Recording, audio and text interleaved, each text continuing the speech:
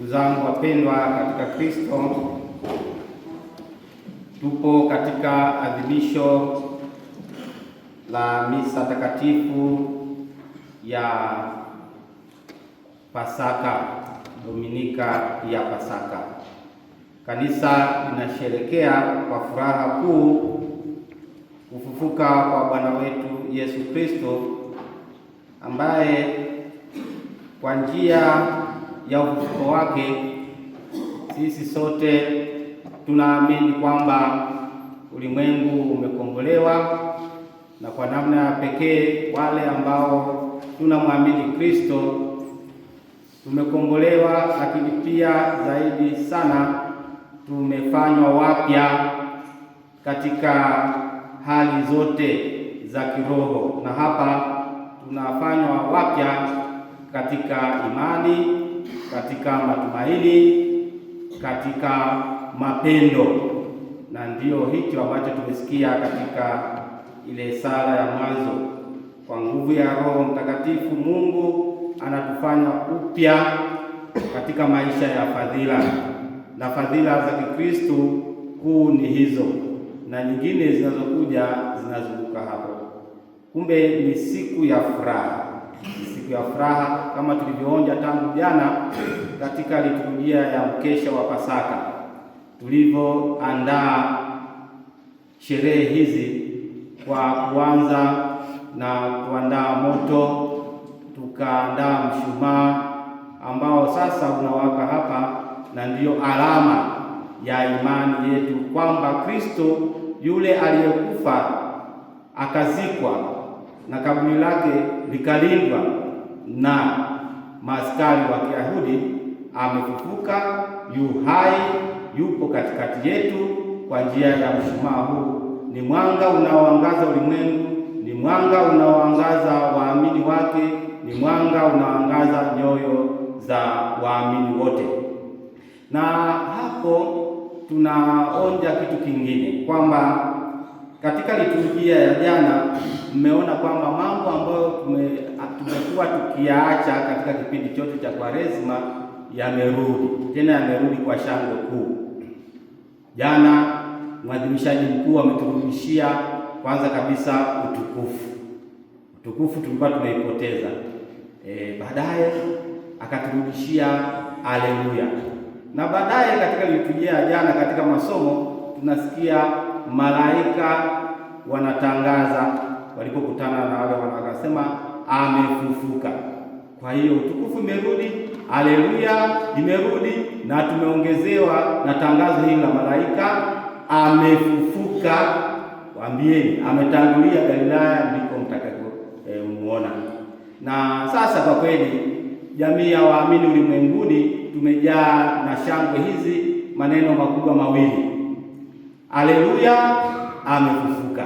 Haleluya, amefufuka. Haleluya, amefufuka.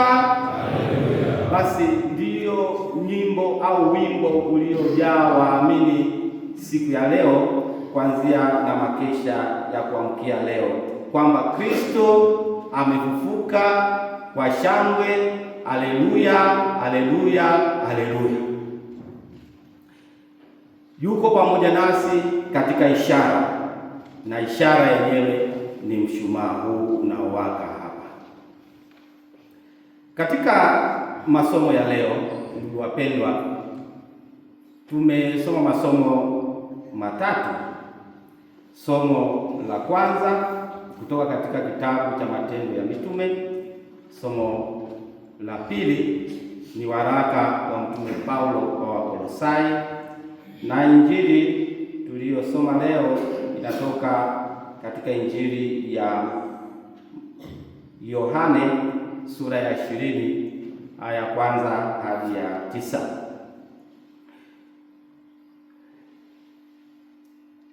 Kitabu cha Matendo ya Mitume, na kwa maana ya pekee hili somo tulilosikia leo na somo la Injili, haya mawili yanasimulia ushuhuda halisi juu ya huyu Kristo aliyeteswa, akafa, na kufufuka. Katika Injili mmesikia simulizi la mwinjili Yohane kwamba asubuhi na mapema siku ya kwanza ya juma, jinsi Maria Magdalena alivyoenda kaburini. Alienda kaburini kwa sababu alikuwa anajua kwamba ndiko walikomzika. Kwa hiyo anasimulia kile ambacho Maria Magdalena aliona kwamba huyu bwana alizikwa katika kaburi mahali fulani. Kwa hiyo ni ushuhuda halisi. Na alivyoenda akakuta jiwe limeondolewa mlangoni pa kaburi, aliingiwa na hofu na mashaka na wasiwasi mkubwa, na pengine huzuni iliongezeka, kwa sababu hata hivyo wakati anaenda hiyo alfajiri alikuwa na huzuni kwa sababu bwana wake hayupo tena, ameuawa na Wayahudi na amezikwa. Akiwa na wasiwasi huo na huzuni hizo na yote ambayo yanaashiria ukosefu wa amani moyoni mwake, anaenda kutoa taarifa kwa mitume, na anachowaambia mitume, anawaambia wamemuondoa Bwana na hatujui walikomweka.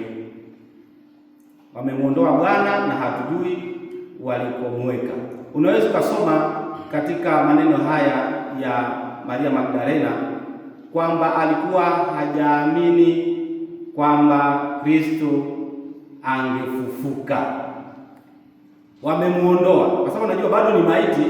Kwa hiyo wamemuondoa, pengine maiti wameiondoa pale, wamepeleka sehemu nyingine kwa vyovyote, na ambao wangekuwa wamefanya tendo hilo ni Wayahudi na hasa wale maaskari.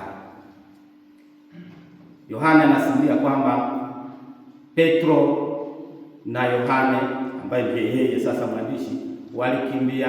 Anatumia neno yule mwanafunzi ambaye Bwana alimpenda, Yesu alimpenda, ni yeye mwenyewe. Wakakimbia wakaenda kaburini. Yohane alikuwa wa kwanza kufika pale, lakini akasubiri wazee, kuwapa priority wazee. Basi na kwa sababu Petro ni mzee, anakimbia kidogo kidogo, labda sijui miguu ilikuwa inapiga pata pata pata, akaenda akafika pale kaburini, akaingia, akaona, akashuhudia. Aliona nini? Ni kweli walikuta kaburi liko wazi.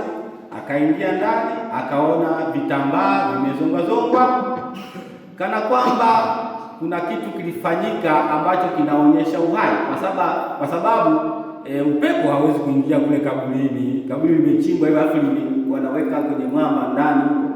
Kwa hiyo kwa vyovyote kuna maashirio ya uhai fulani. Alafu tunaambiwa na Yohane naye kijana sasa akaingia na yeye akaona, na tunaambiwa akaona akaamini. Hajatuambia akaamini nini, anasema tu akaona akaamini, kwa kuona ishara zile. Hajasema akaamini nini. Baadaye anaendelea kusimulia, na mwisho mwinjili Yohane katika somo la leo anasema, kwa maana hawajalifahamu bado andiko ya kwamba ilimpasa kufufuka. Kwa hiyo harakati zote za alfajiri ya siku ile ya kwanza ya juma, kadiri ya mwinjili Yohane mpaka mitume wanaenda kushuhudia hapo, inaonekana walikuwa bado hawajaamini kwamba Kristo angefufuka. Lakini tutaona kwamba katika mwendelezo wa maadhimisho haya ya Pasaka, Kristo yeye mwenyewe atajifunua kwa wale wanawake. Katika injili nyingine tunasikia kwamba anakutana na hao wanawake wanaenda kaburini, lakini pia anakutana na wanafunzi wake kama mara 3 sehemu mbalimbali, na baadaye anajifunua kwake na kadhalika. Itakuwa ndio hivyo. Petro anaimarika, anajua kabisa sasa ni kweli kwamba huyu Bwana kama alivyosema amefufuka. Sasa kutangaza ukweli huu kwamba Kristo yule ambaye aliteswa, akafa, akazikwa, alifufuka, ilikuwa ni kazi kubwa. Huo ukweli haukupokeleka kabisa na Wayahudi. ilikuwa ni ngumu. Ilibidi mitume sasa waanze kusimulia, nasema apologetic preaching, yaani wanasimulia uhalisia wa yale walioyaona katika kutetea ukweli huo, katika kuelezea ukweli huo kwamba kweli Yesu Kristo yule wa Nazareti, ambaye sisi tulikuwa wanafunzi wake, tulikula na kunywa pamoja naye, tulizunguka naye katika vijia vya Uyahudi na Galilaya, huyo ambaye hata baada ya kufufuka kwake sisi tumemwona na tumekula na tumekunywa pamoja naye, huyo ndiye Bwana, ndio Bwana wa utukufu.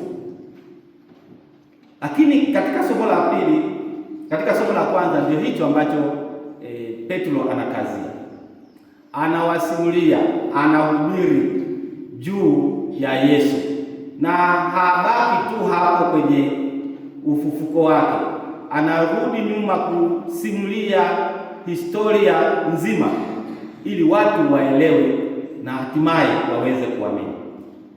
Anazungumzia tena, naanza habari ya Yesu Kristo wa Nazareti, ambaye kuanzia na ubatizo wa Yohana, na ndipo tunajua kwamba baada ya kubatizwa Yesu Kristo alianza sasa utume wake. Kwa hiyo anasimulia jinsi ambavyo walizunguka naye, alivyowaita wakazunguka naye katika safari ya maisha ya kuhubiri neno na kushuhudia ufalme wa Mungu, na jinsi ambavyo uhasama ulitokea miongoni mwa Wayahudi na hata wakuu wa nchi yao hiyo, baadaye alivyoshitakiwa na kukataliwa na kuuawa pale msalabani na kufa na kuzikwa, na baada ya ufufuko kuwatokea wao. Anasema wale aliowateua Mungu aliwaweka wawe mashahidi wa mambo hayo, wale ambao Mungu aliwadesign wawe mashahidi wa maisha, kifo na ufufuko wa Bwana wetu Yesu Kristo, na kwa namna ya pekee ufufuko. Anasema ndio sisi tuliokula na kunywa pamoja naye, ndio sisi tuliokula na kunywa pamoja naye. Ni ushuhuda halisi, sio wa kukopi wala sio wa kucomment wala sio ushuhuda wa kupokea kutoka kwa watu. Ni yeye mwenyewe anasimulia kile ambacho alikionja katika maisha yake. Mtume Paulo katika waraka wake kwa Wakolosai, yeye anajaribu kuelezea jamii ya waamini wa Kolosai matunda ya ufufuko, ya fumbo la ufufuko. Anasema kama mmefufuliwa pamoja na Kristo, yatafuteni yaliyo juu, Kristo aliko ameketi mkono wa kuume wa Mungu. Paulo alishakiri, anafahamu fumbo hili la ufufuko, na anajua kwa kufufuka Bwana wetu Yesu Kristo, ambaye alimtokea akiwa njiani kwenda kukamata wale wanaomwamini, na akafanya alivyofanya, baadaye akambadili akawa mfuasi wa Kristo, lakini pia akawa mtume wa kumhubiri yeye. Anafahamu na anatambua wazi kutoka moyoni na ndani ya akili yake kwamba Kristo huyu aliyekufa akafufuka alipaa mbinguni, amepokea hayo kutoka kwenye jinsi alivyoonja yeye mwenyewe kwa kutokana na Yesu Kristo, lakini kutoka katika mapokeo ya mitume wale walioishi na Yesu na walioshuhudia kifo na ufufuko wake, na wakaendelea kusimulia, injili ikaenea. Sasa anawaambia Wakolosai, anasema sasa jamani, kama kweli ninyi mmemwamini Kristo mkabatizwa kwa jina lake, basi mlikufa na kufufuka pamoja na Kristo. Sisi sote ambao tunabatizwa kwa jina la Kristo tunashiriki kwa namna ya pekee mateso, kifo na ufufuko wake. Na kwa hiyo anawaambia hawa Wakolosai basi kama kweli mmefufuka, pamoja na kwamba mko hapa duniani, hebu kazaneni kutafuta yaliyo juu, Kristo aliko. Yaliyo juu ni mambo gani? Kwa sababu hapa labda ukirudi nyuma na hata hapa umegusia, kuna mambo ya duniani, kufuata mambo ya kidunia, mambo ya mwili kwa lugha ya kiantropolojia, mambo ya mwili, mambo ya ulimwengu huu, iwe ni katika ulimwengu wa siasa, iwe katika ulimwengu wa kijamii, iwe ni katika ulimwengu wa maumbile. Nyie mnaosoma philosophy of nature, sayansi ya filosofia ya maumbile, haya ni kweli mnayo kwa sababu mko huko, lakini ninyi si wa ulimwengu huu. Ninyi kwenu ni kule ambapo Bwana wenu ambaye mmefungwa pamoja naye yupo mbinguni. Ni mambo gani ya mbinguni? Mambo matakatifu, sio mambo. Na mambo matakatifu ni mengi, ni yale ambayo yanatufanya sisi katika hali zote, yanatufanya sisi tuhesabike kwamba si wana wa ulimwengu huu, pamoja na kwamba mko ulimwenguni. Ni mambo ambayo yanatufunua kwamba tunapaswa kujichumalia utakatifu, tunapaswa kujichumalia neema, tunapaswa kujichumalia haki, tunapaswa kujichumalia ukweli, tunapaswa kujichumalia upendo, tunapaswa kujichumalia utakatifu, tunapaswa kujichumalia yote ambayo Kristo amekuja akatuhubiria, ili katika kuyaishi hayo tuweze kuungana na Kristo, tuonyeshe ulimwengu kwamba kwa kweli mambo ambayo ni malengo ya Mungu kutuumba na kutuweka hapa duniani ili tuishi hivi, na baada ya maisha haya turudi kwake yeye aliyetuumba huko mbinguni, ambako yule aliyekuja kutukomboa yupo. Ndio msisitizo wa Paulo anapoandikia Wakolosai, na ndicho anachotufundisha. Sasa ndugu zangu, tunaporudi kwenye somo la Injili, tujifunze kitu pale. Hawa watu ambao, na hasa wanawake, na kwa namna pekee katika Injili ya mkesha, wameenda kaburini wakiwa na huzuni na mahangaiko mengi, wakiwa kama wamechanganyikiwa. Baadaye wanatokewa na malaika, na baadaye wanatokewa na Yesu Kristo mwenyewe. Bila shaka kwa tangazo la malaika na kwa kukutana na Yesu Kristo mwenyewe, hali hiyo ilibadili namna yao, ilibadili hali yao. Huzuni ilibadilika kuwa furaha, mahangaiko yalibadilika kuwa amani, amani ilitawala. Kuchanganyikiwa kulibadilika kuwa utulivu, serenity ya moyo na hata ya mwili. Tujifunze hilo limetokea, wamekuwa hivyo kwa sababu wamemwamini Kristo, wamekutana na Kristo mfufuka kwa namna pekee. Sisi tunaalikwa kukutana na Kristo, na kwa kweli tumeshakutana na Kristo katika maisha yetu, katika uzima huu, kwa sababu sisi ni wabatizwa, tumemwamini. Na sasa tunapoadhimisha Pasaka hii, kutokana na hawa ambao wanashuhudia na ile hali walioionja, sisi pia tunapaswa kuionja na kuiweka katika matendo. Ni kwamba katika maisha ya uzima huu, iwe ni katika miongoni mwa mataifa ya ulimwengu au taifa letu la Tanzania au jamii katika kama hii ya Kibosho, kwa vyovyote tunakutana na mahangaiko, tunakutana na kuchanganyikiwa, tunaonja pia huzuni kutokana na sababu mbalimbali. Hebu tuamini kama wale wanawake, baada ya kukutana na Kristo, ile hali iwe ndiyo tunapaswa kuiishi katika Pasaka hii, na tuombe kama mama kanisa anavyoomba. Upya uwe ni kupatikana kwa amani mahali pale ambapo pana kuchanganyikiwa, pana vurugu, kupatikana kwa furaha mahali pale ambapo kuna huzuni na mahangaiko, kupatikana kwa upendo mahali pale ambapo pamekosa upendo.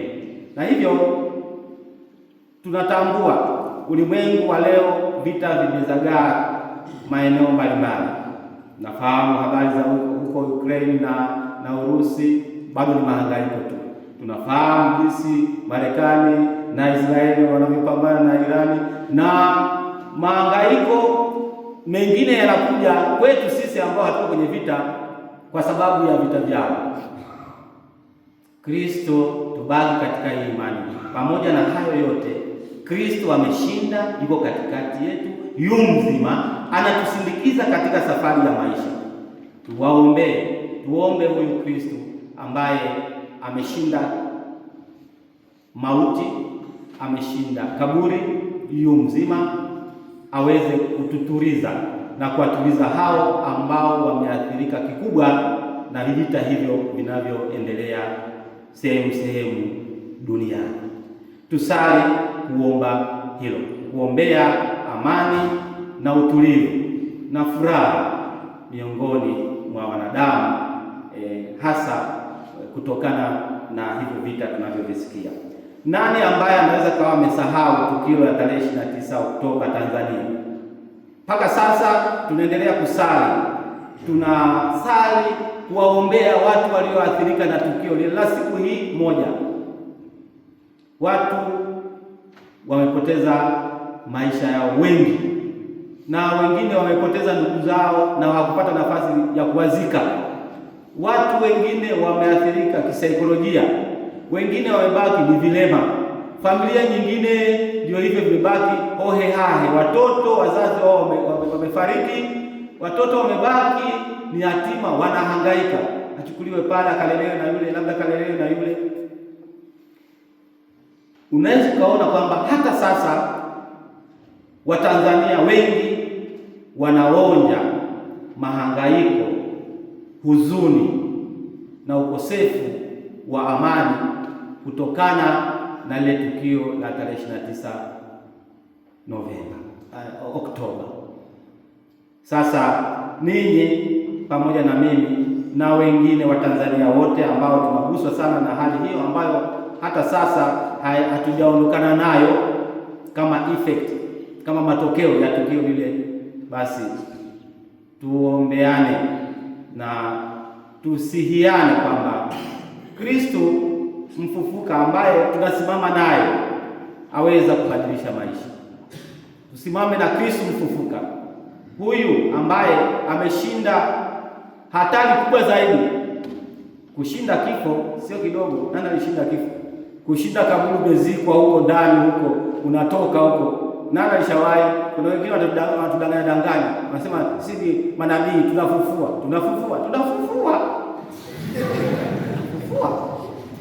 Bwana mtuletee hao mliowafufua tuwaone.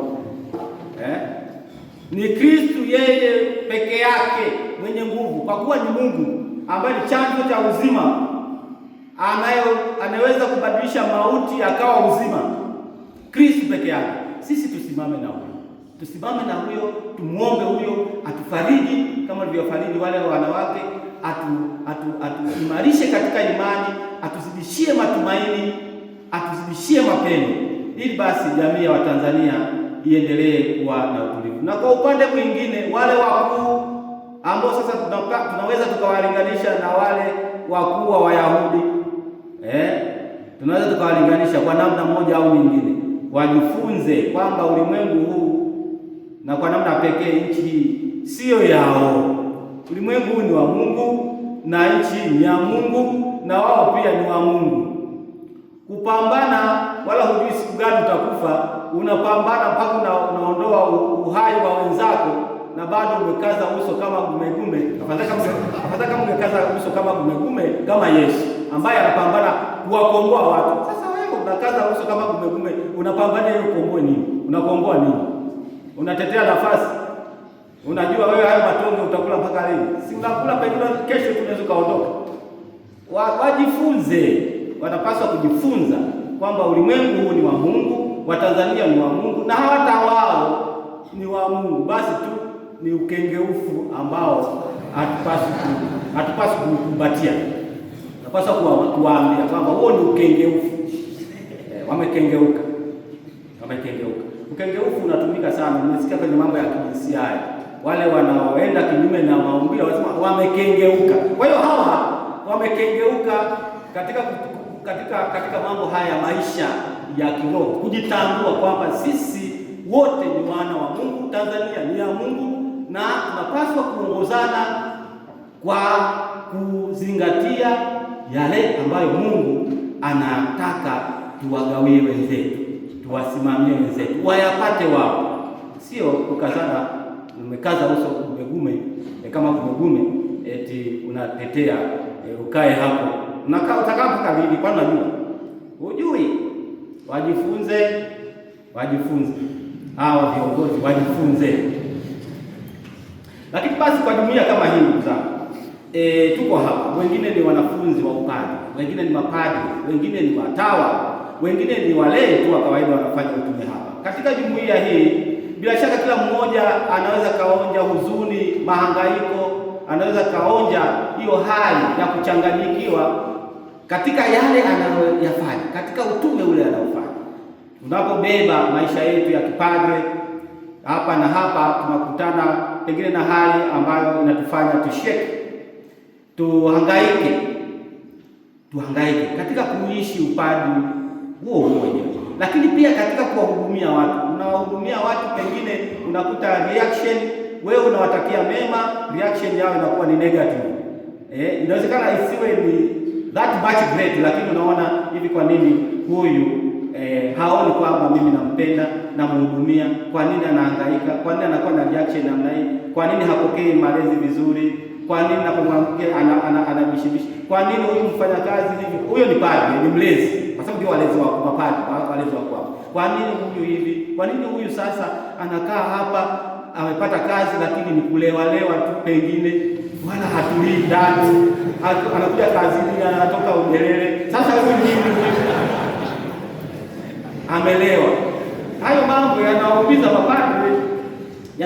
mapadre, na ndio maana kila mara wala tunajitahidi kuyakemea kwamba haya hayapasiki kwa wewe ambaye unafanya utume katika jumuiya kama hii. Kwa wewe ambaye sasa una aspire to become a priest, basi unapaswa kuishi yale mambo matatu. Sasa inawezekana tumeonja hali hizi, na wewe mwanafunzi seminari unapambana kusoma, kulelewa, kujiunda na kufundwa pia kuelekea upadre. Labda masomo yanaleta za kuleta masomo unapambana wewe, mambo unaibuka na safu 2 3, lakini hazikuondoi upo wala hizo 3 hazikuondoi upo, naambia utafanya supplement. Au basi ndio hivi magonjwa na kufanya wakati mwingine unashindwa kuingia darasani au kuja kusali, unasalia kitandani, unasalia hospitali kwenye KDH na kadhalika. Hayo yanaweza ni mahangaiko ya. Sasa tufahamu kwamba tunapaswa kujishika na Kristo. Kristo ameshinda yote. Ni sababu ya matumaini yetu nyakati za mahangaiko kama haya. Ujishike na Kristo. Piga safu 3, jishike na Kristo. Hata kama zikiwa 4, wewe jishike na Kristo. Huko unakwenda huko, hata kufungulia mlango mwingine. Usiogope. Jishike na nani? Na Kristo mfufuka. Utaona atakupatia amani na furaha na utulivu. Changanyiko kutaisha. Kujishika na Kristo katika imani na katika sala, na hasa kuwa na tumaini jema. Kuwa na tumaini jema kwa Kristo. Tumaini jema tunaweza tukaliangalia katika namna mbili. Tumaini jema kwamba katika mahangaiko ya ulimwengu huu Kristo ametushindia, yuko huko ambako Paulo anawaambia Kolosai, yuko huko mbinguni na wewe uko safarini kufika mbinguni. Kwa hiyo tumaini jema la kwanza la juu kabisa kwamba na mimi kwa vyovyote, kwa msaada wa neema za Kristo anayesimama katikati yetu na anayetusindikiza katika njia za ulimwengu huu, atatufikisha wapi? Mbinguni. Tumaini jema la juu kabisa, urithi uzima wa milele. Lakini tumaini jema temporary hapa duniani, kwamba unapopitia katika mateso hayo, udumu katika tumaini kwamba haya yatapita. Kwa nini? Kwa sababu ninaye Kristo ambaye ameshinda yote. Mwanafalsafa mmoja anaitwa Kierkegaard. Nafikiri mnao Kierkegaard. Mnamkumbuka, mmemsoma anaposimulia ukua katika Babeli, kuja anasema kitu fulani ambacho mimi kinanitafakarisha sana. Anasema God is a contradiction of all contradictions. God is a contradiction of all contradictions. Na hata hiyo tukaileta katika namna hii kwamba katika mahangaiko ni kama tunaonja aina fulani ya ukinzani. Anasema Mungu yeye ana dissolve ukinzani wote unakutana nao. Yeye anaweza kufanya unachokuona kwamba ni kigumu mno na hakiwezekani, akakifanya ni kilaini mno na njia ya kupita kwa usalama kabisa. Na anaongea huyu Kierkegaard akitoa mfano wa Ibrahimu na Isaka. Ibrahimu katika uzee wake ameomba akapewa Isaka. Na yeye ndiye amezidi kuzeeka zaidi, ka Isaka kanakuwa ili basi kaje kamsaidie huyu baba yake ambaye kwa kweli ni babu yake. Babu yake. Mungu anarudi anamwambia Ibrahimu, wewe ndio, lakini alikuwa anamjaribu. Ibrahimu, wewe nipo hapa. Anambia sasa, hebu naomba mtoe Isaka huyu awe sadaka. Nani angekuwa mwepesi kufanya hivyo? Angeweza hata kuhoji kwamba Mungu, wewe unajua uzee wangu na umenipa zawadi hii mwenyewe na nimechoka hivi, si ungeniondoa mimi mwache Isaka sasa? Lakini Ibrahimu hahoji. Imani kuu ya Ibrahimu, tumaini kuu alilonalo Ibrahimu kwa Mungu, anamchukua kijana, na tulisikia jana kwenye masomo ya sivyo, anaenda nako ka kijana kale, nafika sehemu na waacha wale watumishi, anakapandisha kwenye punda, anakashia kwenye punda, kanabeba kuni, alafu anabeba kisu na moto. Unaona? Kisu na moto. Anajua hapa sasa sadaka ni wewe. Akaelewi, anaenda kule, anataka kukachinja, Mungu anasema hapana. Nilikuwa na kujali, nimejua kwamba wewe una imani na mimi, una matumaini makubwa na mimi. Ndio hicho sasa. God is the contradictions of all contradictions. Kwa Ibrahimu huo mwaliko wa Mungu ilikuwa ni contradiction kubwa sana, ni ukinzani mkubwa sana, absurd. Lakini yeye analiyeyusha hilo, na Ibrahimu anabaki na furaha na anaendelea na maisha na yule mtoto wake, na baadaye anakuwa kama mrithi wake, na zile baraka anazielekeza baadaye anakuja kwa zake na inakuwa taifa. Fundisho: tusikate tamaa katika mahangaiko, mradi tuna Kristo mfufuka. Tudumu katika kutumaini, tudumu katika kumwamini, tudumu katika kumuomba aweze kutusindikiza na kuwa karibu nasi, atutie shime, hasa zile nyakati za mahangaiko, nyakati za kuchanganyikiwa, nyakati za huzuni, nyakati za shida. Na yeye alivyo mwaminifu atatenda. Yeye alivyo mwaminifu atafanya nini? Atatenda. Basi ndugu zangu, tunapoendelea na furaha hii ya Pasaka, tuungane na kanisa katika kuendelea kuomba upya wa maisha, na hasa upya wa maisha katika fadhila za Kikristo, kama tulivyoshuhudia yale yaliyowapata mitume, kuanzia na wale wanawake na Mtume Petro, lakini pia yale yaliyowapata na anawasimulia na kutuasa Mtume Paulo kupitia waraka wake kwa Wakolosai. Ni mwaliko kwamba tujitahidi kushikamana na Kristo mfufuka, na maisha yetu tumuombe ayageuze yawe mapya, hivyo kwamba tuendelee kutembea hapa duniani tukiwa na tumaini la kufika mbinguni, ambapo huyu Kristo mfufuka yuko pamoja nasi katika uzima huu, katika hali ya kutokuonekana, yupo mbinguni anatusubiri na sisi baada ya uzima huu, kama tukiishi tumeshikamana naye, tufike nasi huko mbinguni, tufurahi kwa kusherekea pamoja na Baba ile Pasaka ya milele. Helini sana kwa sherehe za Pasaka.